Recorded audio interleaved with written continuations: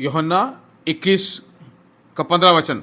भोजन के बाद यीशु ने शमौन पतरस से कहा, हे शमौन यूहन्ना के पुत्र, क्या तू इन सबसे बढ़कर मुझसे प्रेम रखता है? उसने उससे कहा, हाँ प्रभु, तू तो जानता है कि मैं तुझसे प्रीति करता हूं। उसने कुछ और पूछा और इसे कुछ और कहा। उसने पूछा, क्या तू मुझसे प्रेम करता है? उसने कहा, हाँ मैं तुझसे प्यार करता हूं। उसने पूछा कि क्या तू मुझसे अगापा प्रेम, अगापो बोल रहा है ना, क्या उस प्रेम में जैसा मैं प्रेम करता हूं वैसा तू प्रेम करता है, बिना किसी अपेक्षा के तू प्रेम करता है? उसने कहा, नहीं ऐसा नहीं, एक फ्रेंड की तरह प्रेम करता हूं। इसने फ्रेंड से प्रेम करना, एक दोस्त की तरह प्रेम करता हूं। फिर वापिस प्रभु ने उससे कहा, मेरे मेमनों को चरा। वापिस उस सेवकाई को रेस्टोर करके देता, मैं ऐसे तुझे छोड़ने वाला नहीं हूं। कहता, मेरे मेमने को चरा।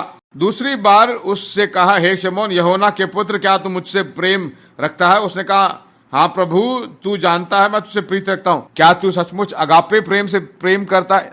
कहता, नहीं, फ्रेंड के रूप में प्रेम करता हूं। फिर कहता है कि तू मेरे भेड़ों की रखवाली कर।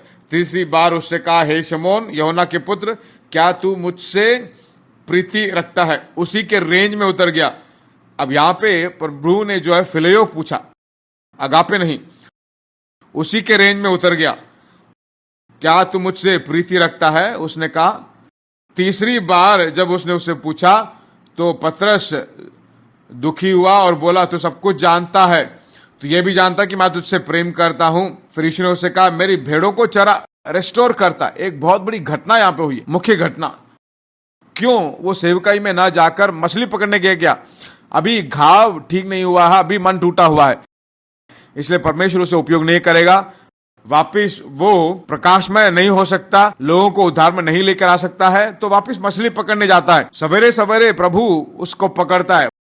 वहां पर आग भी जल रहा है। उसने कहा उसे पकड़वाया था, उसी जगह में जहां उसने इनकार किया था, वहीं पे।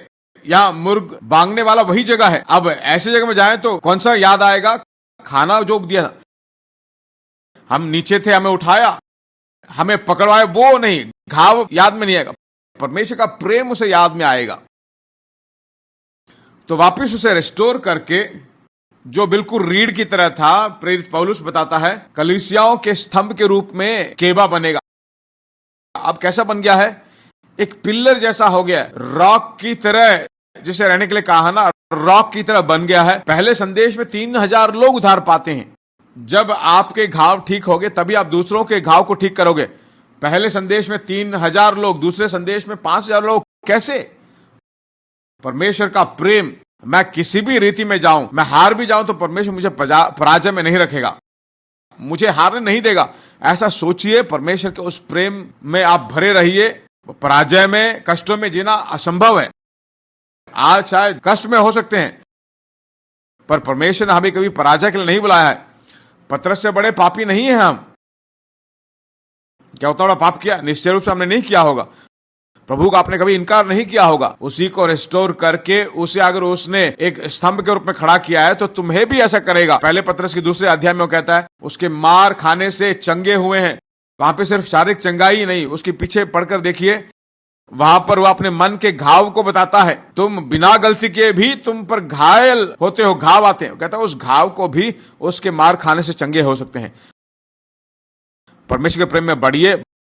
बढ़ते बढ़ते आप चंगे ही नहीं, बल्कि दूसरों को चंगा करने का, वह सेवकाई करने वाला व्यक्ति आप बन जाओगे।